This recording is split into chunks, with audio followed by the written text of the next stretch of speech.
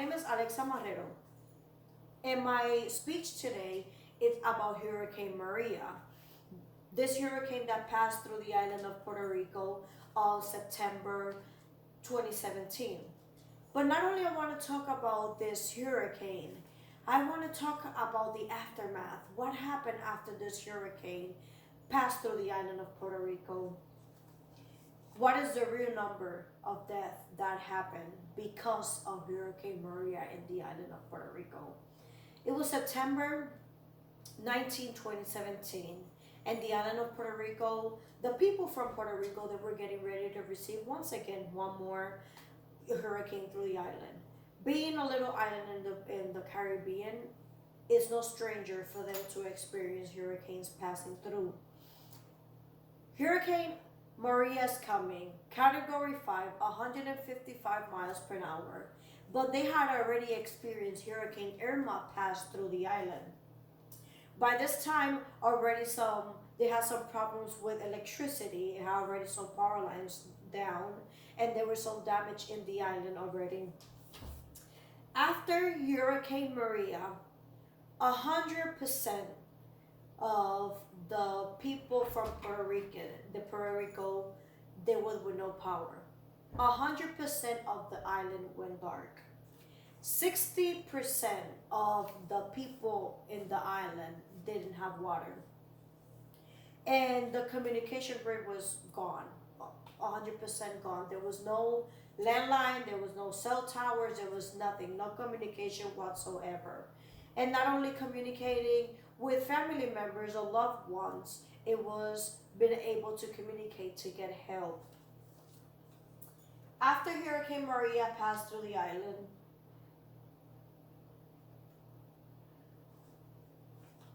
houses were damaged, roads were flooded, power lines were down. They say that 64 people died because of Hurricane Maria.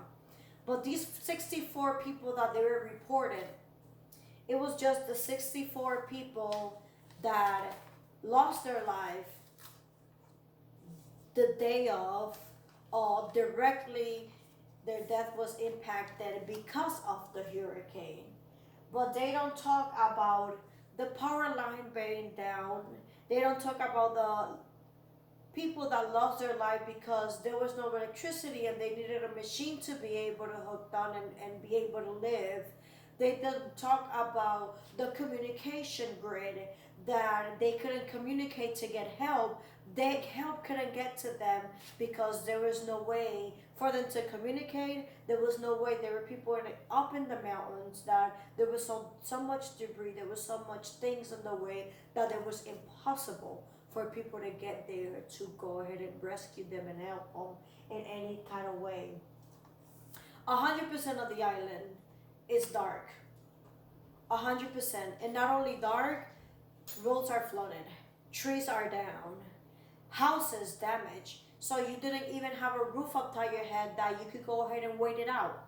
Nothing. The food that they had stored and they saved and they bought, the majority was damaged if they weren't able to get out of there if the house flooded. They say that 64 deaths due to Hurricane Maria.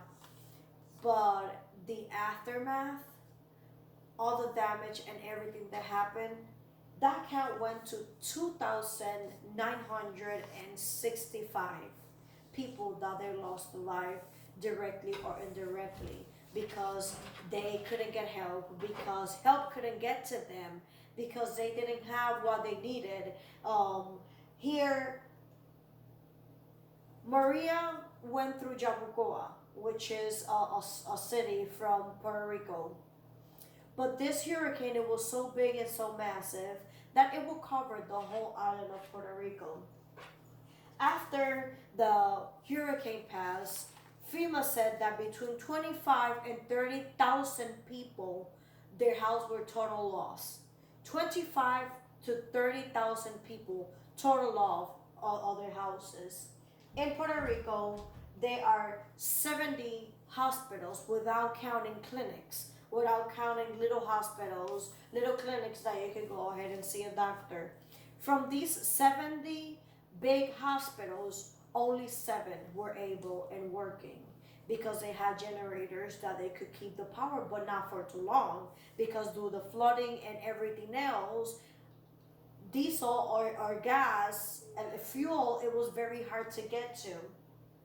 So the Navy sent their hospital, but that was way after because there was no communication. The outside people, they had no idea how bad it was in the inside. Power lines, communication grid, cell phone towers, landlines, all of this was gone. So not only they couldn't communicate between each other, like myself, I live in the United States and I still have family in Puerto Rico. And it was agonizing not being able to know if they made it, if they are alive, if they need something, how can I get it to you? Because the whole island of Puerto Rico was on a stop because there is nothing that you can get to them. You can talk to them. You can't even know what's going on, what are their needs. Still to this day, it's 2019, and the island of Puerto Rico is still haven't made it 100%.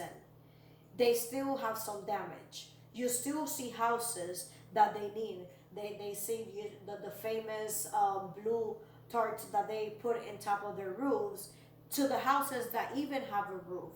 So the aftermath of Hurricane Maria in the island of Puerto Rico, it was a horrible one. And the people from Puerto Rico, they are still suffering the consequences due to this massive Category 5 hurricane. Thank you for listening.